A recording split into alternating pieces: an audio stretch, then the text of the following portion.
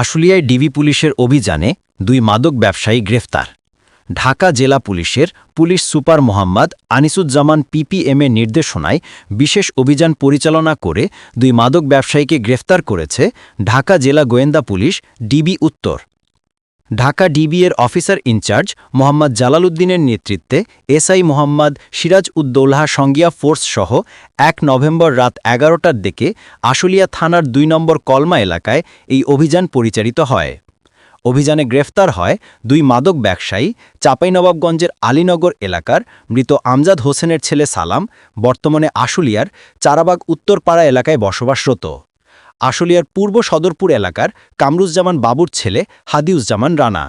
তাদের কাছ থেকে উদ্ধার করা হয়েছে 50 পিস ইয়াবা ট্যাবলেট এবং 500 গ্রাম গাঁজা।